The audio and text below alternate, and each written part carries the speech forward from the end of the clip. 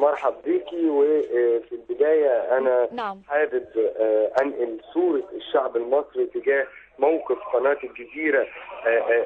الشعب المصري يرى أن قناة الجزيرة ليست تدعم غير الإرهاب في مصر. الشعب المصري يرى أن قناة الجزيرة تتحكم بموجب كشك على دولة الخليج اسمه طيب قطر، سيد حسن، يعني أنت تدخل معنا كافر وواضح داخل أنت مصر. تشارك معنا الآن. أنا أشارك معكم لنقل صورة ورأي الشعب المصري ونحن نرحب بمشاركتك. إذا أين المشكلة؟ وتوضيحها. إذا ونحن رحبنا بمشاركتك وطلبنا مشاركتك. وليس هناك مشكلة. وليس هناك مشكلة على الإطلاق. أنا بعرض الصورة كاملة من تداعيات الأحداث ومن موقف الشعب المصري تجاه قناة الجزيرة بالفعل، التي تحرض على العنف والتي تحرض على الجيش المصري وتدعم الإرهاب وفقا لمصالح غربية. لأن احنا في الفترة دي يعني مصر تتعرض لخطر رهيب جدا من قبل جماعات إرهابية تريد حرق الوطن وتريد تدمير الوطن وتعني مصلحة شخصية ومصلحة رئيس للجماعة دون مصلحة الوطن، تعني مصلحة مشروع سياسي دون مصلحة الوطن. في اللحظة اللي احنا فيها حاليا مصر بتواجه بشعبها وبجيشها وبشرطتها إرهاب واقع عليها بسبب هذه الجماعة الإرهابية. هل يستحق فض الاعتصام كل هذا الثمن الباهظ الذي دفع أول أمس؟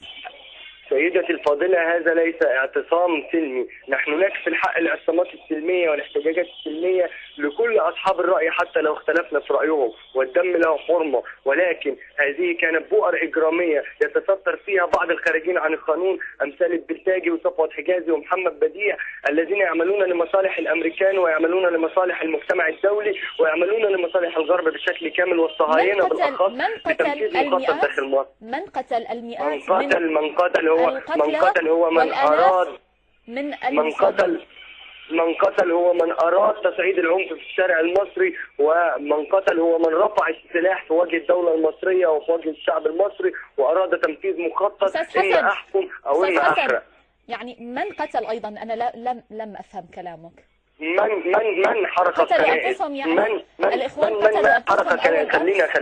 خلينا نتكلم بكل وضاحة وبكل صروح وكل وضوح. اللي يفرح في إنقاذ مجلس الأمن ويطالبوا بالتدخل داخل مصر يبقى هذا الشخص غير وطني وخائن لهذه البلد. من طالب مجلس الأمن؟ اللي يفرح الإخوان المسلمين من دعا هو أستراليا وفرنسا وبريطانيا. من رفض الحوار ولجأ للعنف وأراد هل أمريكا هل الإخوان هم من طلبوا الرئيس الأمريكي ليقطع إجازته ويدلي ببيان حول الشأن المصري؟ نحن لا نريد معونة من أمريكا ولا غير أمريكا. احنا مش عايزين معونة من أمريكا ولا غير أمريكا. أمريكا ومعونة أمريكا على جزمة الشعب المصري. أي حد هيتدخل في إرادة الشعب المصري يبقى على جزمة الشعب المصري. احنا بنقول إن الشعب المصري ألم يحث وزير الدفاع ألم يحث أمريكا للتدخل؟ من دخل أمريكا بالشأن المصري؟ من دخل أمريكا هم الإخوان المسلمين اللي راحوا ارتموا طيب في أحضان أمريكا وارتموا في أحضان السفيرة الأمريكية. وزير الدفاع ألم يحث أمريكا على حث جماعة الإخوان المسلمين على الحوار والحل السياسي؟ ألم يطلب منها ذلك؟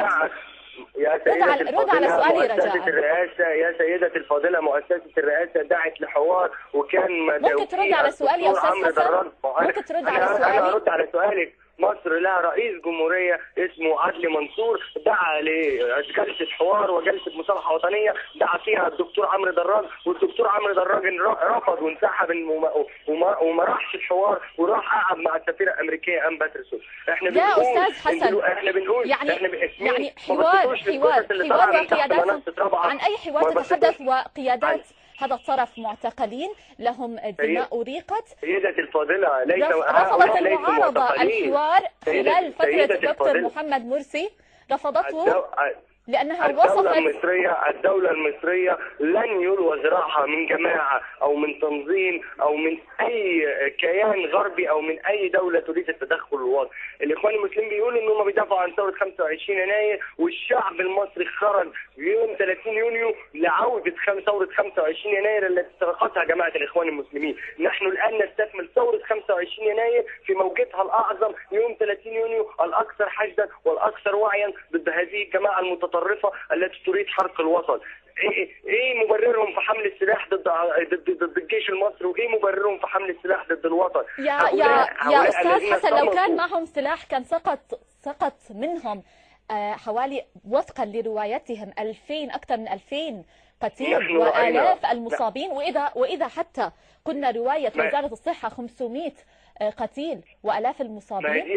ما هي دي ازمه قناتكم وقناه الجزيره اللي بتبص مع حضرتك دي ازمه قناتكم وقناه الجزيره اللي ما بتبصش غير لمصالح الامريكان عشان خاطر دوله قطر، تمام؟ اللي ما راحتش صورت الجثث اللي طلعت تحت منصه رابعه، اللي ما راحتش صورت المشانق والاسلحه والذخيره الحيه والاوالي اللي مرفوعه في داخل ميدان النهضه وميدان الرابعه، اللي ما راحتش صورت الكنائس اللي بتتحرق، اللي ما راحتش صورت الجوامع اللي بتتحرق، اللي ما راحتش صورت الجماعه الارهابيه اللي عايزه تحرق الوطن. استاذ حسن نحن صورنا ما وجدنا وصورنا الحقيقه التي وجدناها باعيننا. لا انتم طيب استاذ حسن، ما هي فعالياتكم حتى لا نخرج عن سياق الموضوع؟ ما هي فعالياتكم اليوم؟ دعوتم اليوم الى جمعه للجان الشعبيه، ما هي احنا بنقول ان الشعب المصري واقف ورا القوات المسلحه المصريه وبيدعم الحرب ضد الارهاب وكل من يعتدي على مقدسات الوطن وكل من يريد بهذا الوطن الخراب والدمار. ليس له مكان في داخلنا وليس له مكان وسطينا. احنا بنقول ان احنا هنعيش على ارض البلد دي مسلمين ومسيحيين ايد واحده وحاجه واحده. الكنيسه زيها زي الجامع، كلها بيوت ربنا. احنا بنقول ان مفيش اي داعي لاي حد ان هو يحمل السلاح في وشنا. احنا بنقول ارموا سلاحكم، انتوا ما بتدافعوش عن الاسلام بسلاحكم، انتوا بتختلقوا الفتن اللي ضد الاسلام بسلاحكم، انتوا ماشيين ورا قيادات فاسده اجرمت في حقكم واجرمت في حق الشعب المصري. احنا طالبين مشروع عداله انتقاليه حقيقي يحاسب كل من اجرم في حق الشعب المصري واخطا في حق الشعب المصري من بدايه ثوره 25 يناير لحد موجتها في 30 يونيو. انتوا بيتضحى بيكم يا شباب الاخوان المسلمين، ارجعوا. وانتوا كقناه الجزيره بتسعوا لبث الفتن داخل مصر. لو قطر تقبل ان احنا نعمل قناه النيل للاخبار الضحى ونناقش قضاياها السياسيه وفسادها السياسي كقطر كنا هنعمل قناه الجزيره تنقل الراي والراي الاخر، وما يؤكد على كلامنا انه حضرتك معنا الان وتتحدث بكل حريه. لستم تنقلون غير رأي الجماعات الإرهابية، وهذا واضح وهذا مدعوم من قبل الأمريكان. ومصر بتقول إن أي حد هيتدخل في إرادة مصر بتحترم جميع شعوب العالم. يا أستاذ حسن، أنا كررت عليك سؤالي أكثر من مرة، ما هي فعالياتكم لجمعة اليوم؟ رجاء نركز على هذا الموضوع. فقدنا الاتصال يبدو بأستاذ حسن شهيد.